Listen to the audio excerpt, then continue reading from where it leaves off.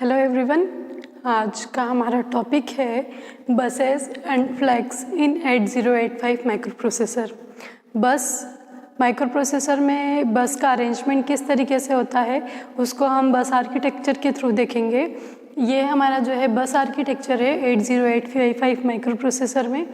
यहाँ पर हम देखें कि ये 8085 माइक्रो प्रोसेसर है, मतलब माइक्रो प्रोसेसर यूनिट है जहाँ से हमारी क्या एड्रेस बस, डेटा बस और कंट्रोल बस होती हुई जा रही है।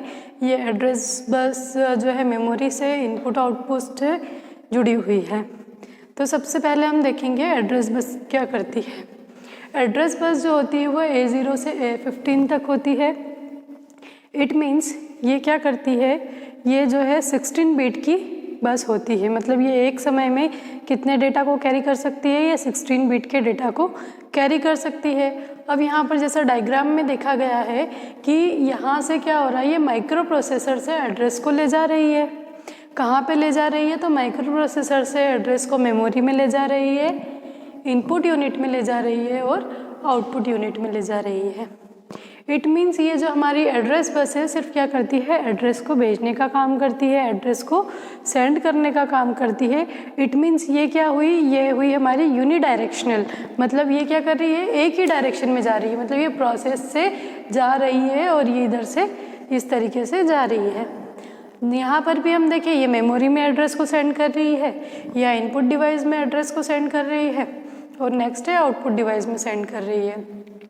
अब हेक्साडेसिमल फॉर्म में देखें तो जो एड्रेस बस की रेंज होती है वो 0000, ये एच क्या रिप्रेजेंट कर रहा है, हेक्साडेसिमल को रिप्रेजेंट कर रहा है। तो कहाँ तक होती है, 000 से लेकर FFFF, ये हेक्साडेसिमल को रिप्रेजेंट कर रहा है। मतलब ये क्या करता है, पर्टिकुलर एक टाइम में जो है 16 बिट डेटा को ले जाता है। तो ये पर्टिकुलर कितने 65,536 मेमोरी लोकेशन पर डेटा को क्या कर सकता है, सेंड कर सकता है। अब इसको क्या है कि हम किस तरीके से इसको शो कैसे कर सकते हैं, जैसे ये डेटा बस है तो इसको 2⁻16 से रिप्रेजेंट कर सकते हैं हम। नेक्स्ट है हमारा डेटा बस। अब डेटा बस देखें हम तो माइक्रो प्रोसेसर से जा भी रहा है और आ भी रहा है ना। तो ये क्या कर रहा है, मेमोरी से कि मेमोरी में भी है मेमोरी से डेटा को लेता भी है और मेमोरी में डेटा को देता भी है, इनपुट से डेटा को लेता भी है और फिर आउटपुट में डेटा को देता भी है। इट मीन्स जो हमारा डेटा बस है वो क्या है, बाई डायरेक्शनल है, मतलब ये जो है सेंड करने का काम भी करता है और रिसीव करने का काम भी करता है। डेटा बस जो है कहाँ से स्टार्ट होती है, माइक्रो प्रोसेसर 8085 में D0 से लेकर D7 तक। इट मीन्स ये कितने बीट का है, ये 8 बीट का डेटा बस है हमारा। अब इसका अगर हम देखें हेक्साडेसिमल में इसकी रेंज होती है 00H। अब जैसे यहाँ पर रिप्रेजेंट किया गया है एड्रेस बस में कितने बीट में रिप्रेजेंट किया गया है, इसको 4 बीट में रिप्रेजेंट किया गया है, लेकिन यहाँ पर 2 बीट में रिप्रेजेंट किया गया है। तो इसकी रेंज कितनी हो जाएगी, 00H से लेकर FFH तक। तो ये एक टाइम में कितने 8 बिट डेटा को रिप्रेजेंट करती है। इट मीन्स ये डिफरेंट जगह पर कितने 256, इट मीन्स 0 to 255 को क्या करेगी, सेंड करने का वर्क करेगी। नेक्स्ट है हमारा कंट्रोल बस। कंट्रोल बस जो होती है वो देखेंगे हम ओवरऑल, जो हमारा यहाँ एड्रेस बस पे किस तरीके से एड्रेस सेंड हो रहा है, डेटा बस पे हमारा डेटा किस तरीके से जा रहा है। तो ये ओवरऑल क्या करती है, कंट्रोल करने का काम करती है। अब कंट्रोल बस क्या करेगी, मेमोरी को कंट्रोल करेगी, मेमोरी में कितनी जो है जगह अलोकेट है, किस डेटा को किस सेक्शन में जाकर रखना है। अगर हम डेटा को क्या कर रहे हैं, स्टोर कर रहे हैं, अगर हम डेटा को रिट्राइव कर रहे हैं तो इस कंट्रोल बस के थ्रू क्या करेंगे, डेटा रिट्राइव होता है तो ये कहाँ से हो जाएगा, कंट्रोल बस के थ्रू होगा। अब ये कंट्रोल मेमोरी में भी करता है। ओवरऑल जो मेमोरी का कंट्रोल है, मेमोरी के जितने भी फंक्शंस मेमोरी परफॉर्म करती है उसका ओवरऑल कंट्रोल के रहता है कंट्रोल बस के थ्रू। इनपुट अब हम देखते हैं कि हम डिफरेंट डिवाइस के थ्रू क्या करते हैं, हमारे सिस्टम में इनपुट देते हैं। तो उस इनपुट को देते टाइम हमको जो भी कंट्रोल है कि कीबोर्ड से डेटा जा रहा है, माउस से डेटा जा रहा है, या पॉइंटिंग डिवाइस से किसी के थ्रू भी डेटा जा रहा है, तो उसको कंट्रोल करने का वर्क भी क्या है, कंट्रोल बस करती है। इसी तरीके से जब हमारा जो प्रोसेसिंग के बाद में डेटा जनरेट होता है, जो हमारा आउटपुट कहलाता है, वो किस तरीके से शो हो रहा है, किस डिवाइस पे शो हो रहा है, ये ओवरऑल कंट्रोल भी कौन करता है, कंट्रोल बस करती है। तो ये हमारा जो था 8085 माइक्रो प्रोसेसर में बस आर्किटेक्चर था। अब हम देखेंगे कि 8085 में फ्लैग्स क्या होते हैं। अब in 8085 microprocessor flag register consist 8 bit and only 5 of them are use. अब हमारे यहाँ जो फ्लैग रजिस्टर है 8085 माइक्रो प्रोसेसर में वो कितने बिट का है, 8 बिट का है, लेकिन जनरली कितने यूज़ किए जा रहे हैं, यहाँ पर 5 बिट को यूज़ किया जा रहा है। सबसे पहले हम देखते हैं साइन फ्लैग। साइन फ्लैग क्या होता है, जब भी हम क्या करते हैं, हमारे प्रोसेसर में किसी भी ऑपरेशन को परफॉर्म करते हैं, किसी भी ऑपरेशन को परफॉर्म करने पर जब उसकी मोस्ट सिग्निफिकेंट बीट वो 1 आती है, इट मीन्स हमारा जो आंसर है, जो रिज़ल्ट है, वो क्या है, नेगेटिव है। अब जब ये 1 आता है तो हमारा जो ये साइन फ्लैग है ये क्या हो जाएगा, सेट हो जाएगा।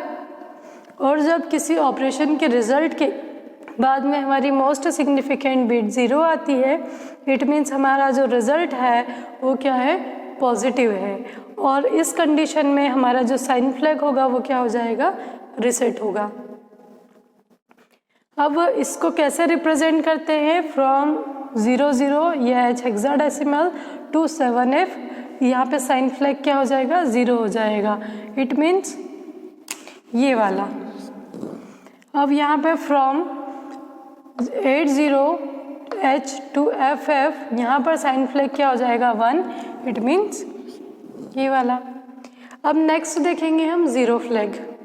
ज़ीरो फ्लैग क्या होता है कि जब भी हम क्या करते हैं, किसी भी लॉजिकल ऑपरेशन को परफॉर्म करते हैं, लॉजिकल ऑपरेशन को परफॉर्म करने के बाद में उसका जो रिज़ल्ट आता है वो क्या आता है, 0 आता है। तो हमारा ज़ीरो फ्लैग किस पे होगा, 1 पे 1 बीट को शो करेगा। इट मीन्स यहाँ पर हमारा ज़ीरो फ्लैग क्या हो जाएगा, सेट हो जाएगा।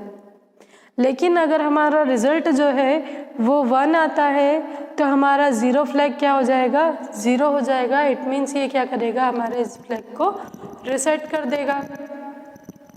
नेक्स्ट है हमारा ऑक्सिलरी कैरी। ऑक्सिलरी कैरी क्या करती है, वो BCD नंबर्स को यूज़ करती है। BCD नंबर्स क्या होते हैं, 0 to 9 तक होते हैं। अब इसमें जैसे कि बताया गया है, D3 generate a carry and pass D4 then flag become 1। जैसे कि हमने 2 नंबर को क्या करा, एडिशन करा, और D3 प्लस D4 को क्या करा हमने, जैसे हम इस तरीके से लेंगे कि ये जो है हमारा 1 2 3 4 0 1 0 1, तो ये D1 D2 D3 और ये D4। अब मान लो कि ये क्या कर रहा है कि हम D3 और D4 की बात कर रहे हैं। D3 1 + 1 10 होता है, और अगर ये D4 को क्या कर दे, कैरी पास कर दे, कैरी पास कर दे, इट मीन्स ये क्या हो जाएगा, ये किस पे से सेट हो जाएगा, ये 1 पर सेट हो जाएगा। ओके, अब यहाँ पर अगर हम 1 की जगह 0 कर दें तो अब देखिए 1 + 0 क्या होता है, 1 होता है। तो ये क्या करेगा, अब कैरी फॉरवर्ड करेगा क्या, अब ये कैरी फॉरवर्ड नहीं करेगा। इट मीन्स ये फिर सेट क्या हो जाएगा, वो 0 पे सेट हो जाएगा। इट मीन्स अगर D3 D4 पर किसी कैरी को पास करती है तो वो 1 सेट करेगा, सेट पे 1 हो जाएगा। और अगर वो कैरी पास नहीं करती है D4 पर तो वो क्या 0 सेट हो जाएगा। नेक्स्ट है हमारा, और जो है ये ऑक्सिलरी कैरी है, ये जो यूज़र है वो उसको एक्सेस नहीं कर सकता। यहाँ लिखा हुआ है not accessible bye programmer, programmer के थ्रू ये एक्सेस नहीं करता है। तो फिर कौन एक्सेस करता है इसको, इसको एक्सेस करता है हमारा प्रोसेसर। फिर पैरिटी फ्लैग। पैरिटी फ्लैग क्या होता है कि accumulator has a even number of 1 bit set 1। जब भी हम किसी अरिथमेटिक या लॉजिकल ऑपरेशन को परफॉर्म कर रहे हैं और हमारा जो आंसर आ रहा है वो अगर इवन नंबर्स में आ रहा है तो वो क्या सेट करेगा, 1 सेट करेगा। लेकिन अगर हम किसी ऑपरेशन को परफॉर्म कर रहे हैं और उसका रिजल्ट किस फॉर्म में आ रहा है, ऑड नंबर्स में आ रहा है, तो वो किसको रिप्रेजेंट करेगा, 0 को। तो ये क्या हो जाती है, ये कहलाती है इवन पैरिटी और ये क्या कहलाती है, ऑड पैरिटी। नेक्स्ट है हमारा कैरी फ्लैग। कैरी फ्लैग क्या होता है कि जब हम क्या कर रहे हैं कि किसी भी नंबर को जोड़ रहे हैं, है ना, और नंबर जोड़ रहे हैं तो हमने क्या करा कि कैरी फॉरवर्ड करी। जैसे हमने यहाँ पर देखा कि 1 + 1 क्या होता है, 10, तो 0, और ये क्या करा, 1 रिप्रेजेंट यहाँ पर कैरी दे दी, तो भी ये क्या कहलाएगा, कैरी फ्लैग में आ जाएगा। और क्या क्या करेगा, ये जो है 1 को रिप्रेजेंट करेगा। अगर हम इसमें सब्सट्रैक्शन करें तो हम यहाँ पे इस तरीके से कर सकते हैं कि 0 और ये, जैसे हम देखें कि 1 0 0 1, ठीक है, तो यहाँ पे 0 1 1, तो अब क्या होगा कि ये तो माइनस हो जाएगा, 1 - 0 1, लेकिन 0 में से 1 जाएगा क्या, नहीं जाएगा। मतलब यहाँ से सब्सट्रैक्शन के लिए हमको क्या करना पड़ेगा, यहाँ से बोरो लेना पड़ेगा। अब यहाँ पर भी नहीं है तो ये यहाँ से बोरो लेगा, तो ये इसने लिया 1, अब ये इससे ये बोरो लेगा तो ये हो जाएगा 10 - 1। तो ये क्या कर रहा है कि या तो हम जब एडिशन करें तो कैरी आए, या फिर जब हम सब्सट्रैक्शन करें तो मोस्ट सिग्निफिकेंट बीट से ये क्या करे, बोरो ले। अगर ऐसी कंडीशन होती है तो ये क्या सेट करता है, कैरी फ्लैग में 1 बीट को सेट करता है। अगर ऐसा नहीं होता है, जब हम एडिशन करें तो कैरी ना आए और जब हम सब्सट्रैक्शन करें तो हमें बोरो लेने की नीड ना हो, उस कंडीशन में कैरी फ्लैग क्या होगा, 0 सेट होगा। तो ये हमारा था फ्लैग रजिस्टर के अंदर जो इम्पोर्टेंट फ्लैग थे, sign flag, zero flag, auxiliary flag, parity flag and carry flag. I hope आपको ये बहुत अच्छे से समझ में आया होगा। Thank you very much.